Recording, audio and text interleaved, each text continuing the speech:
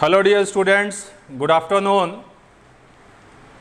Last lecture में हम लोगों ने कॉम्प्लेक्स कंपाउंड में और कोऑर्डिनेशन कंपाउंड में हम लोगों ने डिस्कस किया था सेंट्रल मेटल एटम का कोऑर्डिनेशन नंबर, और आज के लेक्चर में हम लोग स्टार्ट करेंगे सेंट्रल मेटल एटम और आयन का इफेक्टिव एटमिक नंबर।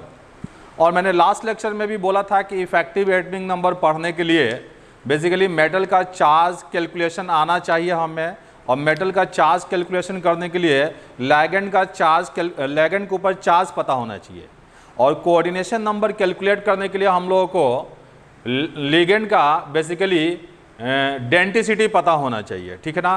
तो मैं आशा करता हूं कि आप लोगों ने इतना कर लिया होगा, लिगेंड का चार्ज और डेंसिटी पढ़ लिया होगा। और आज के लेक्चर में हम लोग एक इम्पॉर्टेंट कॉन्सेप्ट स्टार्ट कर रहे हैं कोऑर्डिनेशन कंपाउंड में सेंट्रल मेटल एटम का इफेक्टिव एटमिक नंबर। तो इसके लिए मैंने हेडिंग यहाँ पे लिया है basically effective atomic number of central metal atom और ion. And effective atomic number को हम लोग शॉर्ट में EAN से रिप्रेजेंट करते हैं। इफेक्टिव एटमिक नंबर को हम लोग शॉर्ट में EAN से रिप्रेजेंट करते हैं। अब मैं यहाँ पे आपको बताना चाहूँगा कि इनफैक्ट इफेक्टिव एटमिक नंबर हम बोलते किसको हैं। इफेक्टिव एटमिक नंबर आप किसको बोलते हैं कि किसी कॉम्प्लेक्स कंपाउंड के अंदर मेटल का अपना खुद का इलेक्ट्रॉन और लिगेंड से लेने के बाद जो टोटल इलेक्ट्रॉन का नंबर होगा, उस टोटल इलेक्ट्रॉन के नंबर को हम लोग इफेक्टिव एटमिक नंबर बोलते हैं। सपोज कर लो कि किसी मेटल का एटमिक नंबर मान लो कि 27 है। अब 27 एटमिक नंबर है, इसका मतलब ये है कि उसके पास इलेक्ट्रॉन का नंबर 27 है। और मान लो कि मेटल का एटमिक नंबर 27 है और बॉन्डिंग करने के लिए उसने 3 इलेक्ट्रॉन्स बॉन्ड में यूटिलाइज किया, मतलब 3 इलेक्ट्रॉन खर्च कर दिए। तो अब उसके पास जो टोटल इलेक्ट्रॉन बचेगा अपना, वो 24 बचेगा। अब मान लो लिगेंड से उसने टोटल 12 इलेक्ट्रॉन्स ले लिए, तो अब उसके पास अपना 24 और लिगेंड से 12 लेने के बाद जो टोटल नंबर ऑफ इलेक्ट्रॉन्स होंगे वो उसके पास 36 हो जाएगा। और उस 36 नंबर को हम लोग effective atomic number of central metal atom बोलेंगे। फॉर एग्जांपल मान लो, सपोज कर लो कि मेरे पास 10,000 रुपीज़ है, 10,000 रुपीज़ मेरे पास है और मैंने उसमें से 5,000 खर्च कर दिए। अब 5,000 खर्च कर दिए और 10,000 था तो मेरे पास बचा 5,000। और फिर मैंने क्या किया कि उसमें और अर्न कर लिया मैंने 10,000 मान लो सपोज कि वो लोग को मैंने अर्न किया। मेरे पास पहले 10,000 था, उसमें से 5,000 मैंने खर्च कर दिए, तो बाकी मेरे पास बचा 5,000। और फिर मैंने क्या किया कि 10,000 और अर्न किया, तो मेरे पास टोटल सम जो होगा बेसिकली वो 15,000 हो जाएगा। तो जो 15,000 होगा वो मेरा इफेक्टिव मनी होगा। उसी तरीके से कॉम्प्लेक्स कंपाउंड के अंदर मेटल पहले बॉन्डिंग के लिए क्या करता है कि बेसिकली इलेक्ट्रॉन खर्च कर रहा होगा, जो भी जब उस पर चार्ज आएगा तो वो उसका इलेक्ट्रॉन बॉन्डिंग में यूटिलाइज होगा।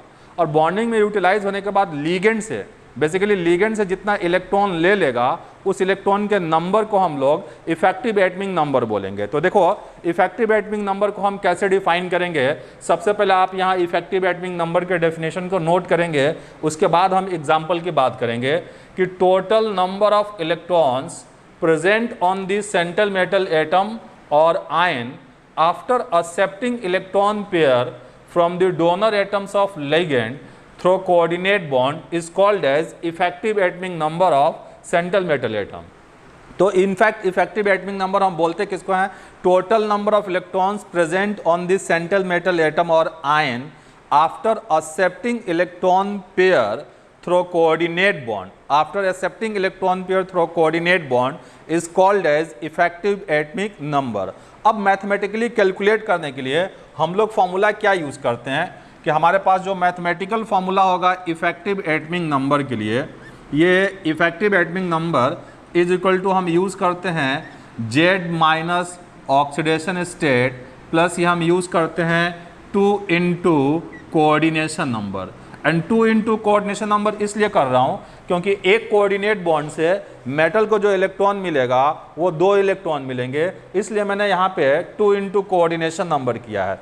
और ये OS जो है ये ऑक्सीडेशन स्टेट है सेंट्रल मेटल एटम का, और ये Z जो है बेसिकली सेंट्रल मेटल एटम का एटमिक नंबर है। तो यहाँ आप देख लो कि बेसिकली EAN किसको बोल रहे हो, EAN का मतलब है इफेक्टिव एटमिक नंबर। EAN जो है ये हमारा हो गया effective atomic number, effective atomic number of central metal atom. And Z जो हो गया बेसिकली ये एटमिक नंबर हो गया, atomic number of central atom, atomic number of central atom.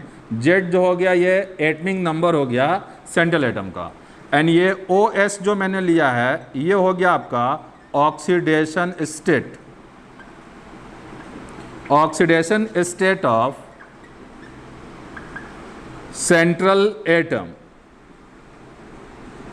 Oxidation state of central atom. And CN जो हो गया यहाँ पे कोऑर्डिनेशन नंबर।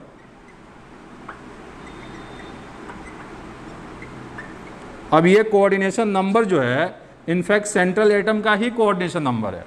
तो बेसिकली मैंने क्या बताया कि इफेक्टिव एटमिक नंबर होगा क्या कि किसी कॉम्प्लेक्स कंपाउंड के अंदर सेंट्रल एटम का अपना खुद का इलेक्ट्रॉन और लिगेंड से लेने के बाद जो कुल इलेक्ट्रॉन बटोर लेगा, जो कुल इलेक्ट्रॉन अपने पास अकोमोडेट कर लेगा, उस नंबर को हम सिंपली इफेक्टिव एटमिक नंबर बोलते हैं। इसका काफ़ी आगे यूज आएगा, इसके बेसिस पर हम लोग further सिजविक rule of effective atomic number discuss करेंगे।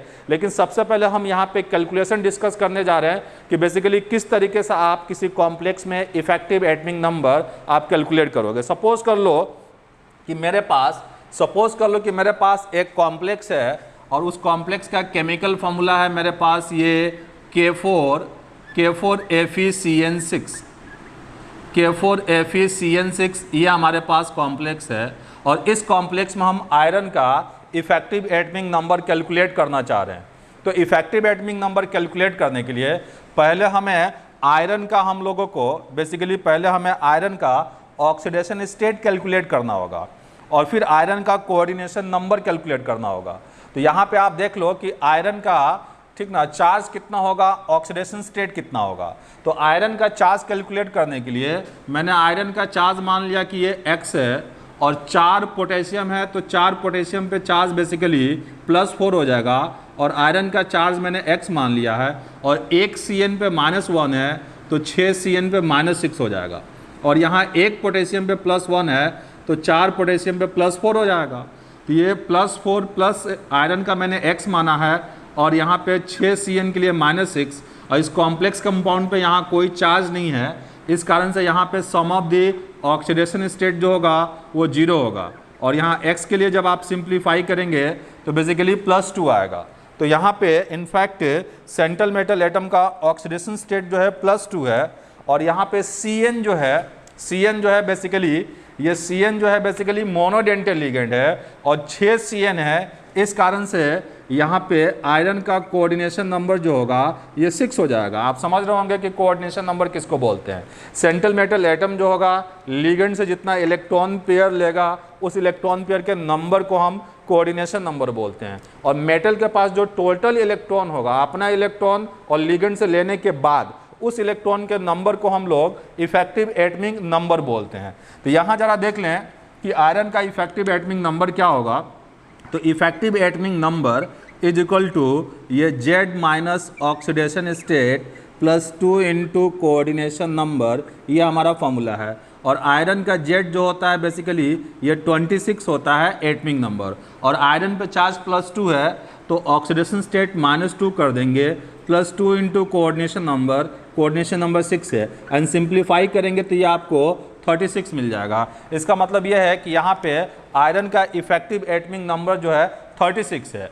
और ध्यान रहे किसी स्टेबल कॉम्प्लेक्स में जो सेंट्रल मेटल एटम का इफेक्टिव एटमिक नंबर जो होता है उसके नियरेस्ट नोबल गैस के बराबर होता है। और यदि नियरेस्ट नोबल गैस से ज़्यादा या कम है तो वह कॉम्प्लेक्स जो होगा लेस स्टेबल होता है। और वैसे कॉम्प्लेक्स अपने आप को स्टेबलाइज करने के लिए ऑक्सीडाइजिंग एजेंट या रिड्यूसिंग एजेंट की तरह काम करने लगते हैं। जैसे 3D सीरीज का मेटल लेते हैं, स्कैंडियम से लेके जिंक तक का अगर मेटल लेते हैं, तो ये कॉम्प्लेक्स जब बनाएंगे तो अपने पास टोटल इलेक्ट्रॉन का नंबर जो होगा इनके पास वो 36 रहेगा। तो ये अपने आप को ज़्यादा स्टेबल फील करेंगे।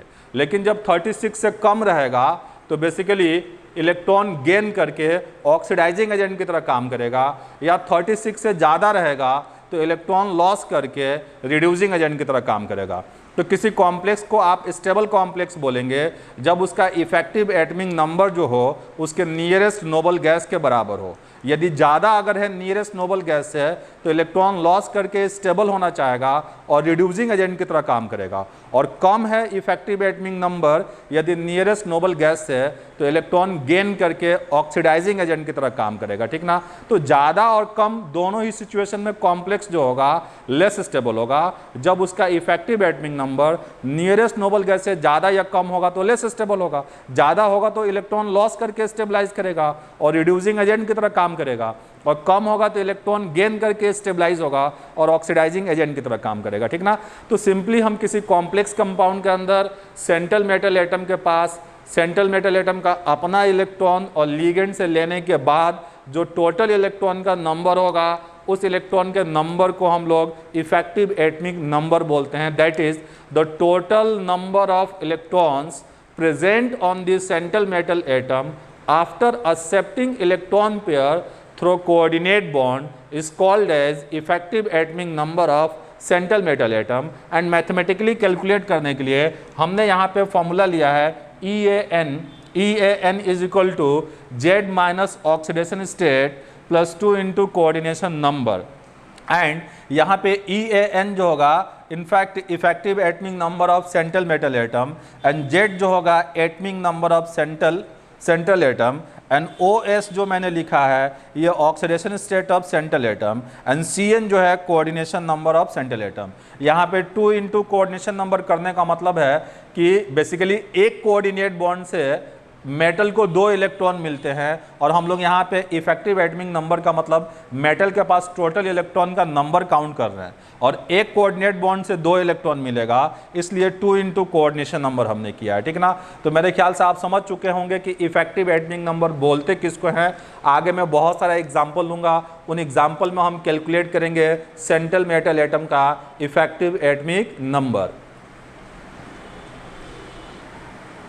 ओके, तो यहाँ पे मैंने कुछ कॉम्प्लेक्सेस लिए हैं, और इन कॉम्प्लेक्सेस में हम लोग सेंट्रल मेटल एटम का effective atomic number find out करेंगे। तो यहाँ पे हमें आयरन का, यहाँ पे निकल का, यहाँ पे आयरन का और यहाँ पे कोबाल्ट का हमें इफेक्टिव एटॉमिक नंबर कैलकुलेट करना है। तो ज़रा देखें, मैं यहाँ पे सबसे पहले आयरन का चार्ज कैलकुलेट करूँगा। यहाँ पे 4 पोटेशियम है तो पोटेशियम 4 पोटेशियम पे चार्ज +4 हो जाएगा, आयरन पे चार्ज x, एंड 6 CN पे -6, सम यहाँ पे 0, और आयरन पे चार्ज जो होगा +2 हो जाएगा।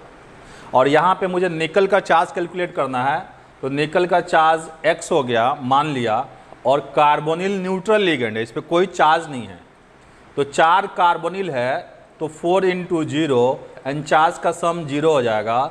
तो यहाँ पे कार्बोनिल पे चार्ज 0 आएगा, कार्बोनिल न्यूट्रल है तो चार्ज 0 है यहाँ पे, तो कार्बोनिल पे बेसिकली कार्बोनिल न्यूट्रल है, चार्ज 0 है, निकल पे भी चार्ज 0 आ गया। यहाँ भी यदि आप आयरन का चार्ज मान लिया x, और 5 कार्बोनिल है और कार्बोनिल पे चार्ज 0 होगा, तो 5 इंटू 0 ये 0, सम 0, यहाँ पे जो x का वैल्यू आएगा वो 0 आएगा। और ध्यान रहे EDTA पे चार्ज जो होता है -4 होता है, EDTA पे जो चार्ज होता है वो इनफैक्ट -4 चार्ज होता है। तो यहाँ ज़रा देख लो कि मैं EDTA पे चार्ज कैलकुलेट कर रहा हूँ, सॉरी कोबाल्ट पे चार्ज कैलकुलेट कर रहा हूँ, तो कोबाल्ट का चार्ज मैंने x ले लिया और EDTA पे चार्ज -4 होता है। अब पूरे कॉम्प्लेक्स पे -1 चार्ज है, इसका मतलब चार्ज का जो सम है वो -1 है। तो ये x -4 and sum of the oxidation state -1, तो ये x के लिए जब आप सिंप्लीफाई करेंगे तो कोबाल्ट पे चार्ज जो आएगा वो +3 आएगा, ठीक ना। अगर आपको नोट करने में दिक्कत हो तो कहीं कहीं आप वीडियो को पॉज कर लेंगे, उसके बाद आप आसानी से नोट करेंगे। अब देखिए EAN का जो फॉर्मूला हमने लिया था, ये फॉर्मूला था Z minus oxidation state plus 2 into coordination number, Z minus oxidation state plus 2 into coordination number, ये हमारा EAN का फॉर्मूला है। अब जरा देखें कि मुझे फर्स्ट कॉम्प्लेक्स में EAN कैलकुलेट करना है, तो बेसिकली यहाँ पे आयरन का जो Z है वो 26 और आयरन पे charge -2 plus 2 into coordination number 6, ये आ जाएगा आपका 36। एंड सेकेंड कॉम्प्लेक्स में निकल की बात करेंगे तो निकल का Z जो होगा वो 28 और निकल पे चार्ज 0 होगा, तो 28 minus 0 plus 2 into coordination number, और वहाँ पे कार्बोनिल मोनोडेंटेड है और 4 मोनोडेंटेड है तो कोऑर्डिनेशन नंबर 4 हो जाएगा, तो 2 इंटू कोऑर्डिनेशन नंबर 4। अब यहाँ पे 28 माइनस 0 प्लस 2 इंटू 4 सिंप्लीफाई करेंगे, ये भी 36 आएगा। फिर नेक्स्ट कॉम्प्लेक्स आयरन का लिया है, फिर आयरन का Z यहाँ पे 26 माइनस आयरन पे charge 0 plus 2 into coordination number 5, इसका भी EAN 36 हो जाएगा। फिर नेक्स्ट कॉम्प्लेक्स मेरे पास कोबाल्ट का है, तो कोबाल्ट का Z that is atomic number 27 होता है और कोबाल्ट पे चार्ज +3 है, और यहाँ पे मुझे लेना है माइनस ऑक्सीडेशन स्टेट, तो minus oxidation state 3 plus 2 into coordination number.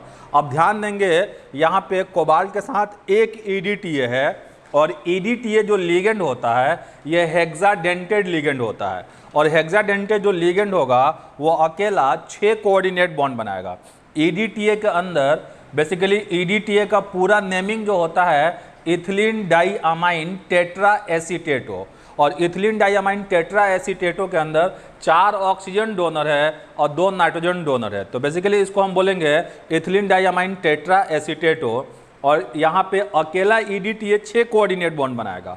और इस तरीके से यहाँ पे कोबाल्ट का बेसिकली कोऑर्डिनेशन नंबर जो होगा वो 6 हो जाएगा, तो यहाँ पे 27 माइनस 3 ये हो गया 24, एंड 24 प्लस 12 इसका भी इफेक्टिव एटमिक नंबर जो होगा यहाँ पे 36 हो जाएगा, ठीक ना।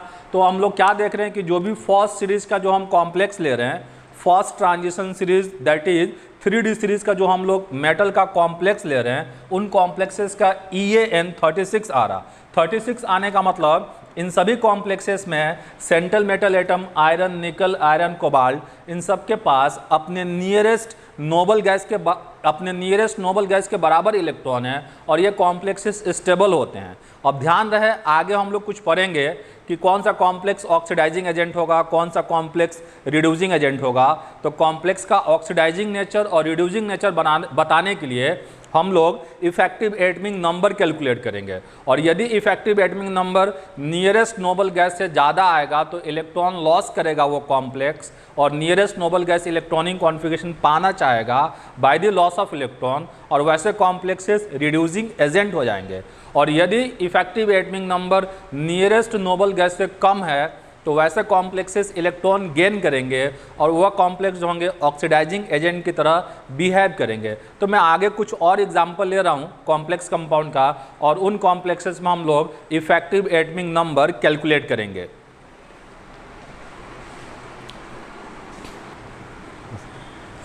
तो यहाँ देख लो कि मैं कुछ और एग्जाम्पल लिया हूँ, और इन एग्जाम्पल्स में आप कैलकुलेट करेंगे इफेक्टिव एटमिक नंबर। जरा देख लो, यहाँ पे कोबाल्ट का चार्ज मैंने X मान लिया, EN बाइडेंटेड लिगेंड है, न्यूट्रल लिगेंड है, तो चार्ज इस पे 0 होगा, और चार्ज का सम +3 है, तो सम ऑफ द ऑक्सीडेशन स्टेट +3 हो गया, मतलब कोबाल्ट पे चार्ज यहाँ पे +3 हो गया। DMG पे चार्ज -1 होता है, तो एक DMG पे -1 तो 2 DMG पे -2 हो जाएगा, तो यहाँ निकल पे चार्ज होगा ये +2 हो जाएगा। यहाँ ज़रा देख लो कि ये NH3 पे चार्ज 0 होगा क्योंकि न्यूट्रल लिगेंड है, और एक Br पे -1 होता है तो 2 Br पे -2 हो जाएगा, और एक Cl पे -1 होता है तो 2 Cl पे -2 हो जाएगा। और यहाँ पे देखो टोटल सराउंडिंग नेगेटिव चार्ज जो है -4 है, -2 -4 है टोटल सराउंडिंग नेगेटिव चार्ज। तो यहाँ प्लेटिनम पे जो चार्ज होगा ये +4 हो जाएगा। और यहाँ पे आप देखो कार्बोनिल है, कार्बोनिल न्यूट्रल लिगेंड है, इसलिए वैनेडियम पे चार्ज जो होगा वो 0 होगा, ठीक ना। तो यहाँ देखें कि कोबाल्ट वाले कॉम्प्लेक्स में कोबाल्ट का Z 27 minus oxidation state 3 plus 2 into coordination number. जरा बताओ कोऑर्डिनेशन नंबर क्या होगा। यहाँ पे EN बाइडेंटेड लिगेंड है और 3 बाइडेंटिल लिगेंड है। इस कॉम्प्लेक्स में टोटल 3 बाइडेंटिल लिगेंड है और ये EN अकेला 2 कोऑर्डिनेट बॉन्ड बनाएगा, तो 3 मिलके 6 कोऑर्डिनेट बॉन्ड बनाएंगे। तो यहाँ पे बेसिकली 27 - 3 + 2 इंटू कोऑर्डिनेशन नंबर 6 हो जाएगा और इसका भी इफेक्टिव एटमिक नंबर 36 आएगा। यहाँ देखें निकल का इनफैक्ट क्या होता है कि एटमिक नंबर जो होता है 28 होता है। अब 28 माइनस चार्ज जो आएगा निकल पे +2 आएगा, तो -2 + 2 इंटू कोऑर्डिनेशन नंबर। आपको पता है DMG बाइडेंटेड लिगेंड होता है और बाइडेंटेड लिगेंड होता है तो अकेला 2 कोऑर्डिनेट बॉन्ड बनाएगा, तो 2 मिलके 4 कोऑर्डिनेट बॉन्ड बनाएंगे। और मेटल लिगेंड से जितना कोऑर्डिनेट बॉन्ड बनाता है या जितना इलेक्ट्रॉन पेयर लेता है उस नंबर को हम कोऑर्डिनेशन नंबर बोलते हैं। तो एक DMG 2 कोऑर्डिनेट बॉन्ड, तो 2 DMG मिलके 4 कोऑर्डिनेट बॉन्ड बना लेगा, तो 2 × 4 यहाँ पे ये 34 हो जाएगा इसका इफेक्टिव एटमिक नंबर। अब जरा देखो बेसिकली प्लेटिनम के ऊपर चार्ज कितना आएगा, 2 Br पे -2, EN 0 है, 2 Cl पे -2, तो टोटल सराउंडिंग नेगेटिव चार्ज -4 है, तो प्लेटिनम पे चार्ज जो होगा ये +4 हो जाएगा। अब आपको थोड़ा प्लेटिनम का एटमिक नंबर याद नहीं होगा, ध्यान नहीं होगा। अब कैसे आप प्लेटिनम का एटमिक नंबर बताओगे, देखो निकल फैमिली में प्लेटिनम होता है, तो निकल के नीचे प्लेटिनम होता है और प्लेटिनम के नीचे प्लेटिनम होता है। निकल का हमें एटमिक नंबर मालूम है 28 और ये फर्स्ट ट्रांजिशन सीरीज में है। और फर्स्ट ट्रांजिशन सीरीज से सेकेंड ट्रांजिशन सीरीज में जाओगे तो एटमिक नंबर में 18 का जंप आएगा, तो 28 + 18 ये हो जाएगा 46। और सेकेंड से थर्ड में जाओगे तो 32 का जंप आएगा, तो 46 + 32 इसका एटमिक नंबर हो जाएगा 78। तो अब जरा हमें इस प्लेटिनम वाले कॉम्प्लेक्स का EAN कैलकुलेट करना है।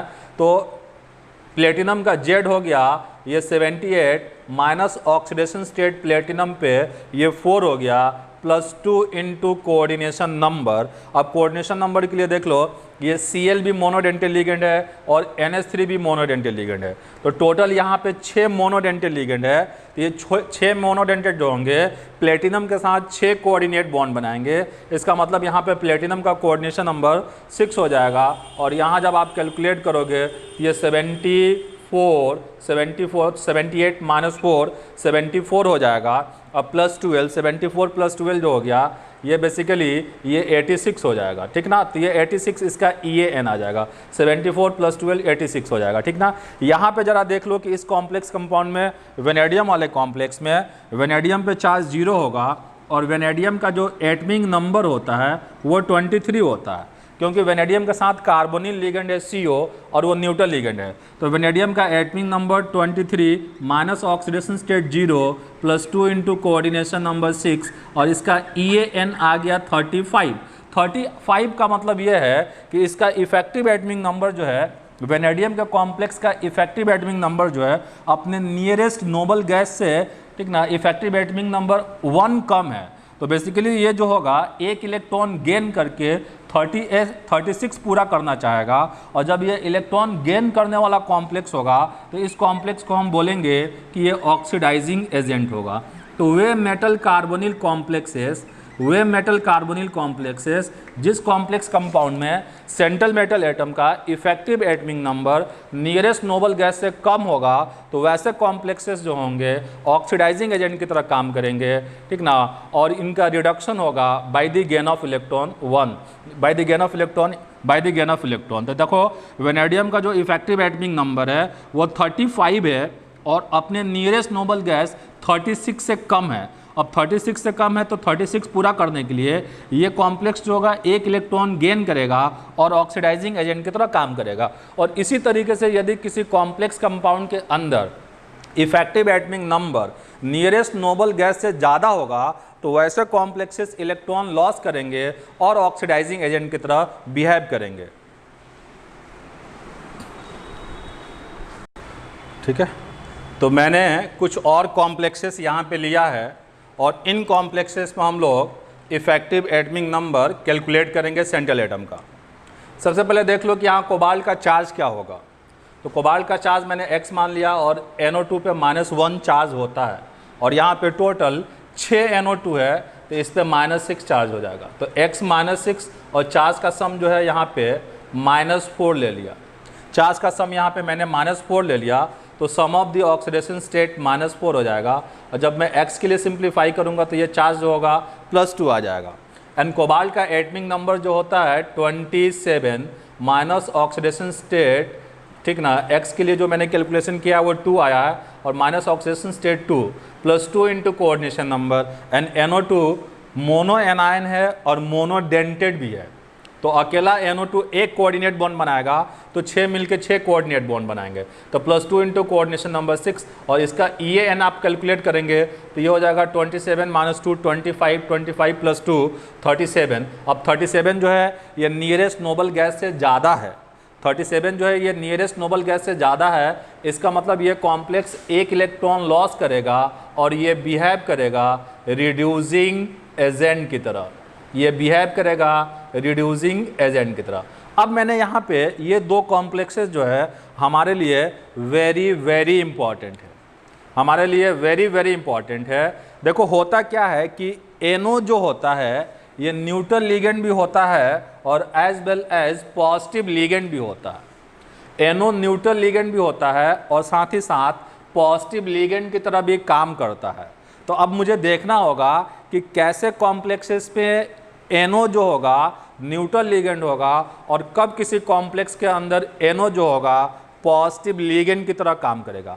तो सबसे पहले हम लोग यहाँ पे NO के बॉन्डिंग के बारे में बात करेंगे, उसके बाद इन दोनों कॉम्प्लेक्सेस में हम लोग EAN कैलकुलेट करेंगे। तो ज़रा देख लो कि ये NO जब कन्वर्ट होगा NO+ में, जब NO से NO+ बनेगा by the loss of electron 1, तो बेसिकली क्या होगा, by the loss of electron 1 जब NO से NO+ में कन्वर्जन हो, ये NO से NO+ में कन्वर्जन हो by the loss of electron 1, तो यहाँ पे इनफैक्ट क्या हो जाएगा, ऑक्सीडेशन हो जाएगा। अब NO का यदि आपको बॉन्ड ऑर्डर कैलकुलेट करना है तो कैसे कैलकुलेट करेंगे कि ये NO का बॉन्ड ऑर्डर यदि कैलकुलेट करेंगे तो आप ये देखेंगे कि नाइट्रोजन के p ऑर्बिटल में 3 इलेक्ट्रॉन है और ऑक्सीजन के p ऑर्बिटल में 4 इलेक्ट्रॉन है।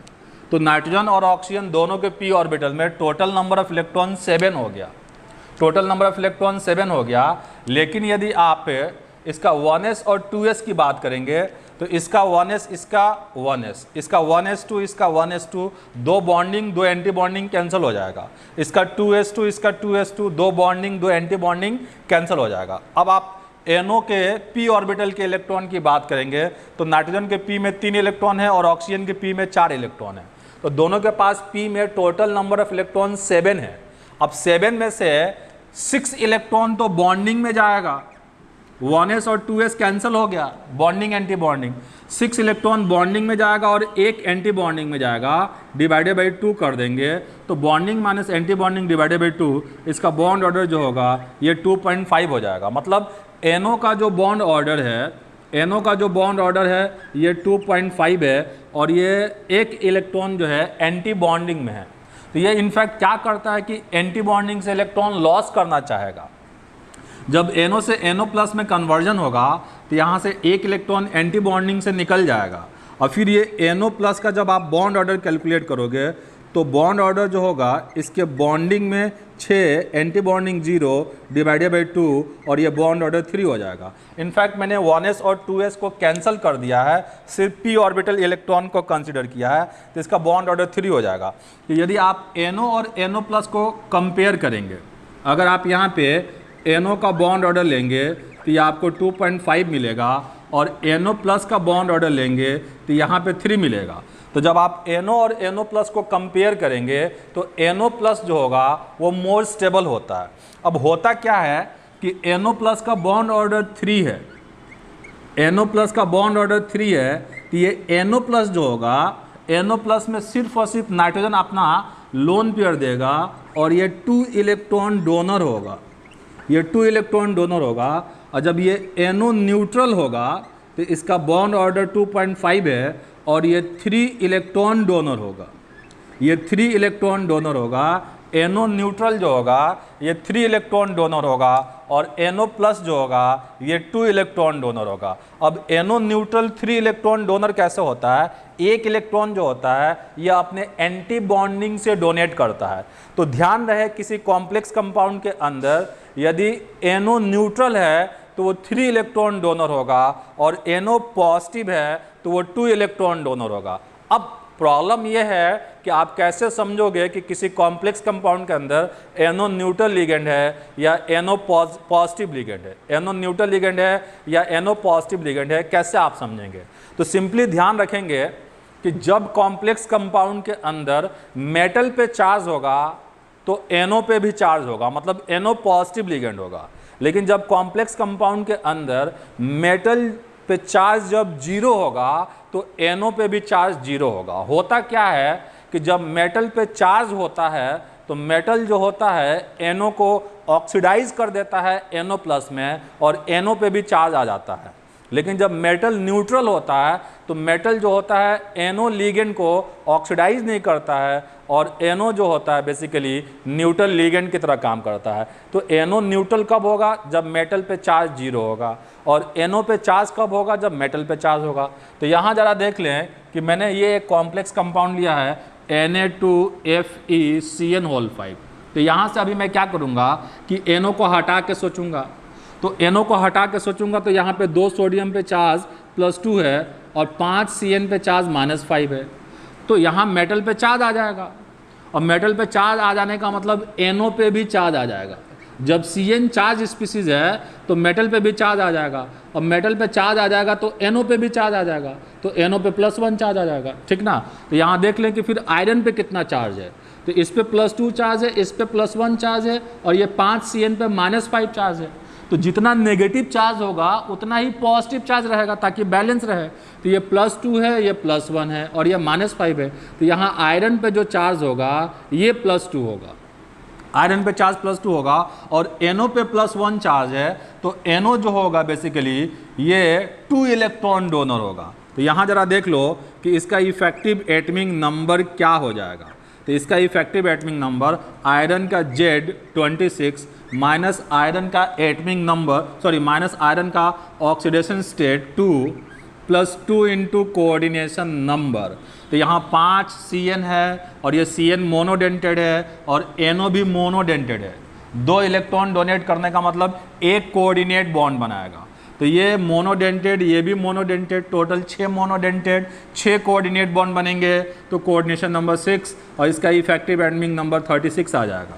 इसका इफेक्टिव एटमिक नंबर 36 आ जाएगा। अब जरा देखेंगे ये कॉम्प्लेक्स हमारे लिए इम्पॉर्टेंट है। इस कॉम्प्लेक्स में आपसे आयरन का कोऑर्डिनेशन नंबर पूछा जा सकता है या आयरन का इफेक्टिव एटमिक नंबर पूछा जा सकता है, ठीक ना। तो यहाँ पे मुझे देखना होगा कि NO न्यूट्रल है या चार्ज स्पीसीज है, NO न्यूट्रल है या चार्ज स्पीसीज है, ये देखना होगा। तो मैं NO को मान लो मैंने हटा दिया, NO को हटा के सोचेंगे। तो NO को हटा दिया मैंने, अब NO को हटा दिया तो ये CO पे चार्ज 0 है।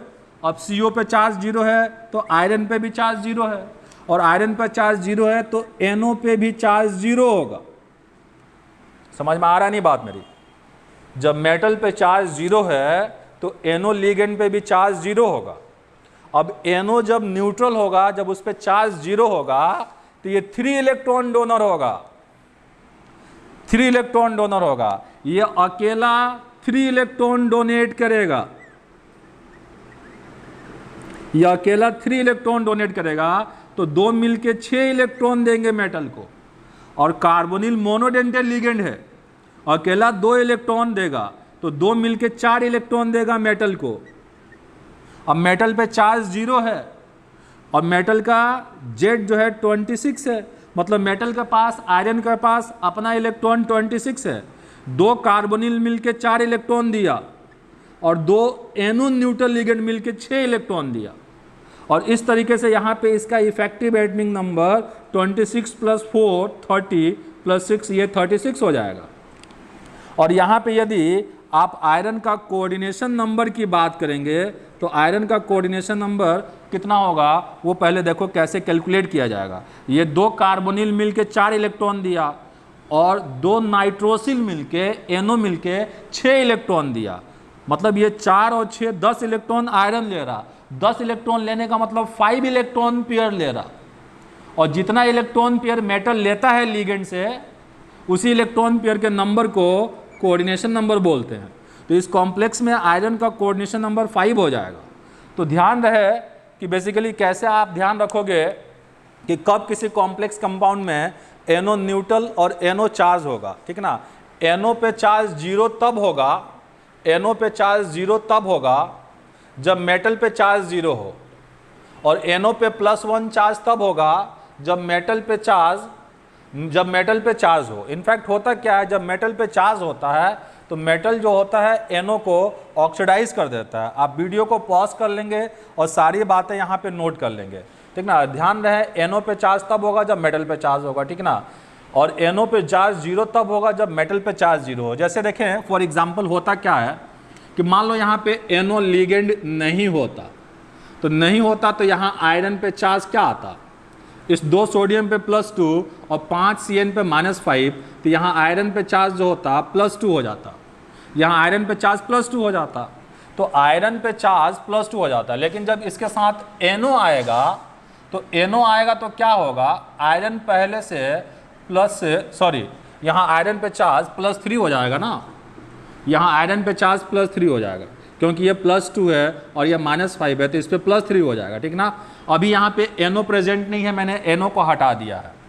तो अगर आयरन पहले से यहाँ पे +3 ऑक्सीडेशन स्टेट में है और बाहर से NO आएगा न्यूट्रल फॉर्म में, तो क्या करेगा कि NO अपना 1 इलेक्ट्रॉन लॉस कर देगा और ये NO+ में कन्वर्ट हो जाएगा, इसका हो जाएगा ऑक्सीडेशन। और जो इलेक्ट्रॉन लॉस किया है NO ने, वो आयरन 1 गेन कर लेगा और ये कन्वर्ट हो जाएगा आयरन +2 में, और इसका हो जाएगा रिडक्शन। तो होता क्या है कि NO पे चार्ज कैसे आता है, देखो इसका रिडक्शन हो गया, इसका मतलब ये ऑक्सीडाइजिंग एजेंट हो गया और ये रिड्यूसिंग एजेंट हो गया। तो ये आयरन जो है ऑक्सीडाइजिंग एजेंट है, NO को NO+ में ऑक्सीडाइज कर रहा। तो NO+ में ऑक्सीडाइज तब होगा जब मेटल पे पहले से चार्ज हो। अगर मेटल न्यूट्रल स्टेट में है तो NO भी 0 में रहेगा, और NO 0 रहेगा तो NO 3 इलेक्ट्रॉन डोनर होगा, और NO पॉजिटिवली चार्ज होगा तो 2 इलेक्ट्रॉन डोनर होगा। मेरे ख्याल से आप समझ चुके होंगे कि मैं क्या यहाँ पे बोलना चाह रहा हूँ। जैसे कि मान लो यहाँ NO आया, तो NO पहले तो जब बाहर से आ रहा था तो न्यूट्रल था, जब कॉम्प्लेक्स में आया तो 1 इलेक्ट्रॉन लॉस करके NO+ में कन्वर्ट हो गया, और आयरन उसको गेन कर लिया और ये Fe+2 में कन्वर्ट हो गया। मतलब आयरन का तो हो गया रिडक्शन और NO का हो गया ऑक्सीडेशन। तो ध्यान रहे NO लिगेंड जो होता है न्यूट्रल भी होता है, पॉजिटिवली चार्ज भी होता है। पॉजिटिवली चार्ज तब होगा जब मेटल पे चार्ज रहेगा, मेटल पे चार्ज रहेगा तो मेटल NO को NO+ में ऑक्सीडाइज कर देगा, और जब मेटल 0 चार्ज में रहेगा तो NO भी 0 में रहेगा, और NO0 3 इलेक्ट्रॉन डोनर होगा, और NO+ जो होगा वो 2 इलेक्ट्रॉन डोनर होगा।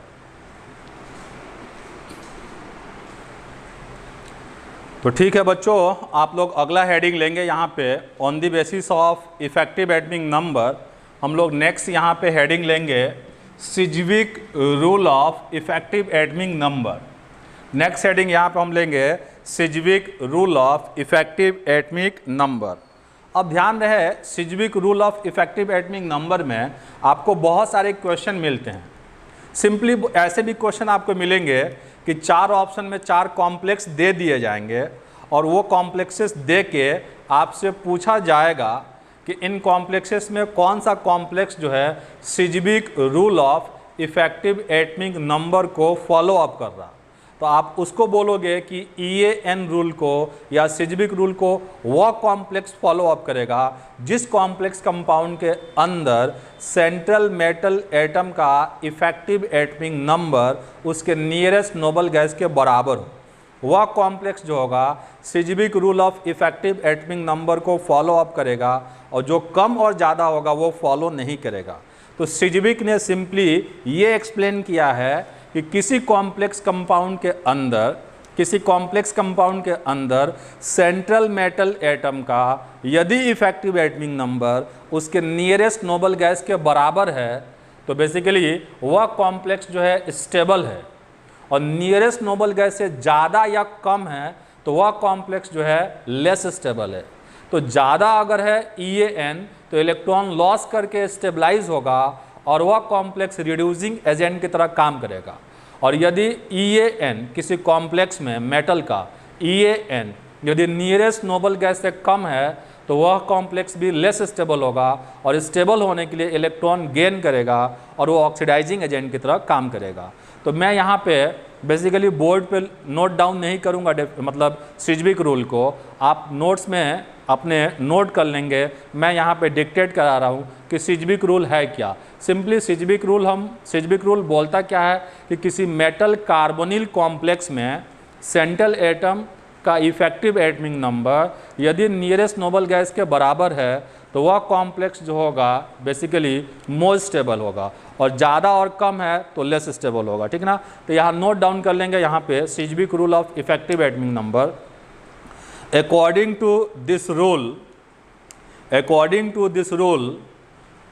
when the effective atomic number according to this rule when the effective atomic number of central metal atom when the effective atomic number of central metal atom in a metal carbonyl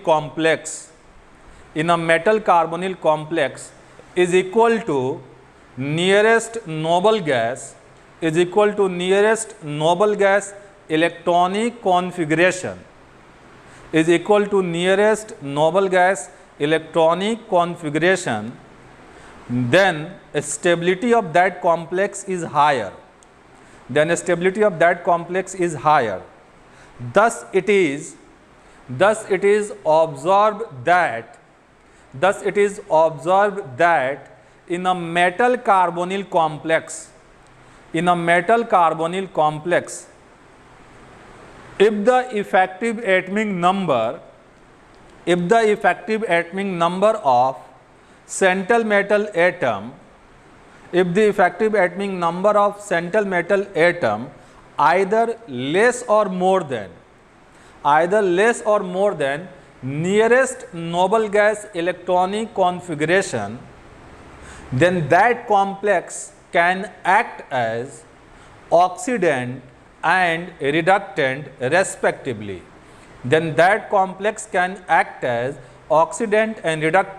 respectively. मैं वापस एक बार repeat कर रहा हूँ। According to this rule, when the effective atomic number of central metal atom in a metal carbonyl complex is equal to nearest noble gas electronic configuration, then stability of that complex is higher. Thus it is observed that in a metal carbonyl complex, if the effective atomic number of central metal atom either less or more than nearest noble gas electronic configuration, then that complex can act as oxidant and reductant respectively. अब देखें आपके पास, ठीक ना, 3 series होंगे, total 3 series होंगे। एक को आप 3D सीरीज बोलते हैं, दूसरे को आप 4D सीरीज बोलते हैं और तीसरे को 5D सीरीज बोलते हैं। 3D series, 4D series, 5D series. तो 3D सीरीज में scandium to zinc, 4D series में yttrium to cadmium and 5D series में लैंथनम टू मरकरी। ये मेटल होते हैं, जरा देख लेंगे। अब देखो बेसिकली फर्स्ट ट्रांजिशन सीरीज के लिए 3D सीरीज के लिए नियरेस्ट नोबल गैस जो होता है क्रिप्टॉन होता है, एंड सेकेंड ट्रांजिशन सीरीज के लिए बेसिकली ये जेनॉन होता है, और थर्ड ट्रांजिशन सीरीज के लिए बेसिकली रेडॉन होता है। तो फर्स्ट ट्रांजिशन सीरीज के जो मेटल होंगे वो अपने पास टोटल 36 इलेक्ट्रॉन पूरा करना चाहेगा, सेकेंड 54 पूरा करना चाहेगा एंड थर्ड जो होगा 86 पूरा करना चाहेगा। तो फर्स्ट ट्रांजिशन सीरीज का स्टेबल इफेक्टिव एटमिक नंबर 36 होगा, सेकेंड ट्रांजिशन सीरीज का 54 एंड थर्ड ट्रांजिशन सीरीज का 86। यदि इससे ज़्यादा और कम आ रहा तो सिजविक रूल का वो पालन नहीं करेगा और वह कॉम्प्लेक्स जो होगा लेस स्टेबल होगा। और लेस स्टेबल होने का मतलब यदि कम है तो ऑक्सीडाइजिंग एजेंट की तरह काम करेगा, EAN यदि नियरेस्ट नोबल गैस से कम है तो ऑक्सीडाइजिंग एजेंट की तरह काम करेगा, और ज़्यादा है तो रिड्यूसिंग एजेंट की तरह काम करेगा। फॉर एग्जाम्पल मैं यहाँ पे एक कॉम्प्लेक्स ले रहा हूँ, मैं यहाँ पे एक कॉम्प्लेक्स कंपाउंड ले रहा हूँ, जैसे मैंने लिया कि ये है MnCO⁵, MnCO⁵, ये एक कॉम्प्लेक्स कंपाउंड लिया। अब यहाँ पे इसका EAN कैलकुलेट करेंगे तो आपको क्या मिलेगा, ज़रा देख लो, ये कार्बोनिल पे चार्ज 0 है तो मैंगनीज पे भी चार्ज 0 आएगा, Mn पे भी चार्ज 0 आएगा, और Mn का अपना इलेक्ट्रॉन 25 है क्योंकि इसका एटॉमिक नंबर 25 होता है, और 5 कार्बोनिल से 10 इलेक्ट्रॉन लेगा तो इसका EAN जो होगा 35 हो जाएगा। अब 35 का मतलब ये कॉम्प्लेक्स जो होगा लेस स्टेबल होगा, ये लेस स्टेबल होगा, ये कॉम्प्लेक्स कंपाउंड जो होगा लेस स्टेबल होगा और बिहेव करेगा ये ऑक्सीडाइजिंग एजेंट की तरह, बिहेव करेगा ये ऑक्सीडाइजिंग एजेंट की तरह बिहेव करेगा, और एक इलेक्ट्रॉन गेन करेगा, ये एक इलेक्ट्रॉन गेन करेगा और गेन करके EAN 36 पूरा करेगा। अब एक गेन करने पे ये नया कॉम्प्लेक्स MnCO⁵ और इस पे चार्ज -1 आ जाएगा, इस पे चार्ज -1 आ जाएगा। अब इसका EAN जो होगा 36 हो जाएगा, एक गेन कर लिया तो।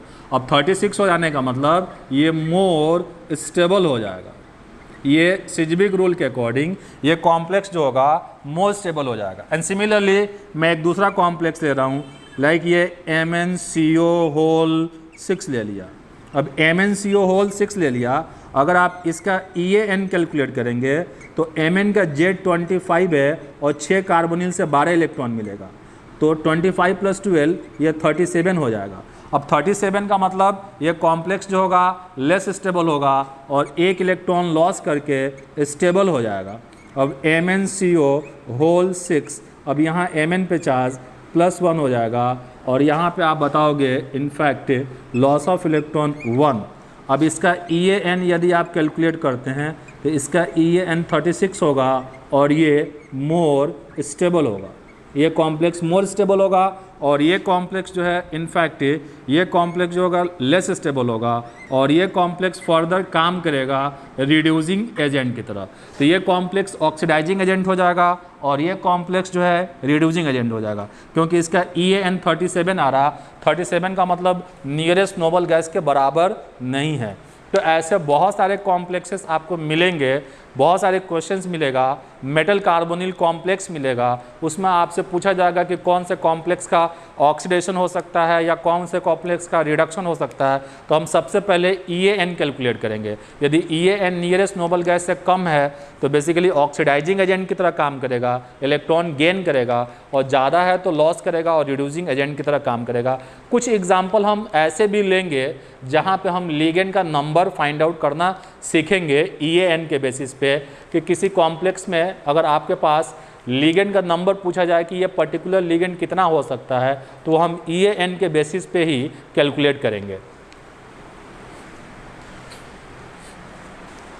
ओके, तो आप ज़रा देख लो, मैंने कुछ कॉम्प्लेक्स लिया है यहाँ पे PdCO⁵, FeCO⁵, NiCO⁵। यहाँ पे आपको x का वैल्यू कैलकुलेट करना है, मतलब यहाँ पे आपको कार्बोनिल लिगेंड का वैल्यू कैलकुलेट करना है, यहाँ भी आपको कार्बोनिल लिगेंड का वैल्यू कैलकुलेट करना है, और यहाँ भी आपको कार्बोनिल लिगेंड का वैल्यू कैलकुलेट करना है। तो देखो किसी कॉम्प्लेक्स कंपाउंड में लिगेंड का नंबर फाइंड आउट करने के लिए हम लोग EAN रूल अप्लाई करेंगे। हम पहले से ही मान लेंगे कि इस कॉम्प्लेक्स कंपाउंड के अंदर जो सेंट्रल मेटल एटम है उसका EAN जो है नियरेस्ट नोबल गैस के बराबर है। तो नियरेस्ट नोबल गैस के बराबर हम लिगेंड का EAN नियरेस्ट नोबल गैस के बराबर मान के हम लिगेंड का नंबर कैलकुलेट करेंगे। फॉर एग्जांपल देखो कि ये आयरन फर्स्ट ट्रांजिशन सीरीज में है, निकल भी फर्स्ट ट्रांजिशन सीरीज में है, बट प्लेटिनम जो है सेकेंड ट्रांजिशन सीरीज में है। एंड फर्स्ट ट्रांजिशन सीरीज का EAN आप 36 रखोगे, सेकेंड के लिए 54 रखोगे, एंड थर्ड के लिए 86 रखोगे। तो यहाँ पे देखो हमें यहाँ पे कार्बोनिल का नंबर फाइंड करना है, कार्बोनिल लिगेंड का नंबर फाइंड करना है। और ये आपको पता है कि EAN is equal to Z minus oxidation state plus 2 into coordination number, ये फॉर्मूला होता है, प्लस 2 इंटू कोऑर्डिनेशन नंबर। तो ये निकल 3D सीरीज में है, तो मैं पहले से ही इसका EAN 36 ले लूँगा। और निकल का Z28 होता है, कार्बोनिल न्यूट्रल लिगेंड है, ये 4 रहे चाहे 10 रहे चाहे 15 रहे, ये न्यूट्रल लिगेंड है तो मेटल पे चार्ज 0 ही आएगा।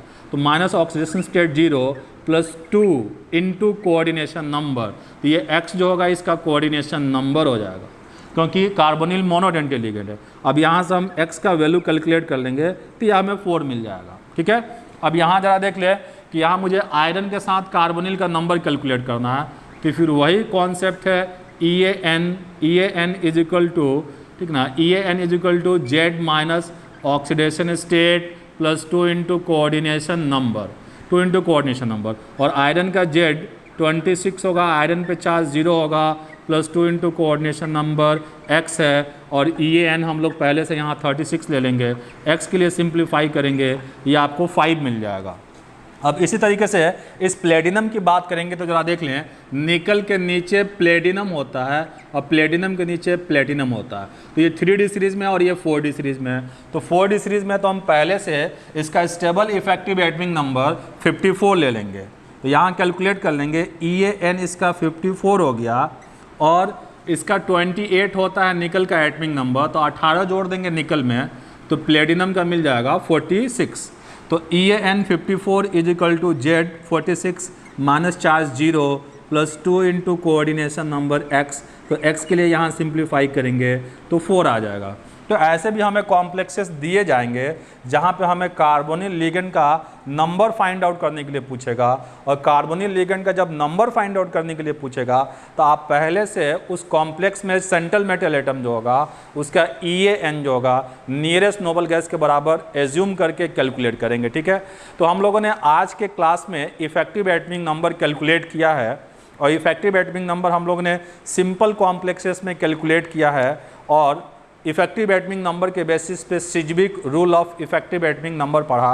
अब हम लोग अगले लेक्चर के अंदर, ठीक ना, पाई एसिड कॉम्प्लेक्स में और पॉलीन्यूक्लियर मेटल कार्बोनिल कॉम्प्लेक्स के अंदर इफेक्टिव एटमिक नंबर कैलकुलेट करना सीखेंगे। ठीक ना, तो हमने सिजविक रूल में ये पढ़ा कि किसी कॉम्प्लेक्स को सिजविक रूल जो होता है बोलता है कि स्टेबल होगा, किसी मेटल कार्बोनिल कॉम्प्लेक्स को सिजविक रूल स्टेबल कॉम्प्लेक्स बोलेगा जब उसके अंदर EAN जो होगा उसके नियरेस्ट नोबल गैस के बराबर हो। ज़्यादा और कम होगा तो लेस स्टेबल होगा, और ज़्यादा होगा तो रिड्यूसिंग एजेंट की तरह काम करेगा, और कम होगा तो ऑक्सीडाइजिंग एजेंट की तरह काम करेगा। ठीक ना, तो अगले लेक्चर में हम लोग पाई एसिड कॉम्प्लेक्सेस में एंड पॉलीन्यूक्लियर कॉम्प्लेक्सेस में इफेक्टिव एटमिक नंबर कैलकुलेट करेंगे, एंड फिर फर्दर हम लोग कॉम्प्लेक्स कंपाउंड के कुछ और कॉन्सेप्ट डिस्कस करेंगे। तो मिलते हैं हम लोग अगले लेक्चर में, ठीक ना, और अगले लेक्चर के अंदर हम लोग वापस डिस्कस करेंगे effective atomic number in pi complexes और पॉलीन्यूक्लियर मेटल कार्बोनिल कॉम्प्लेक्सेस।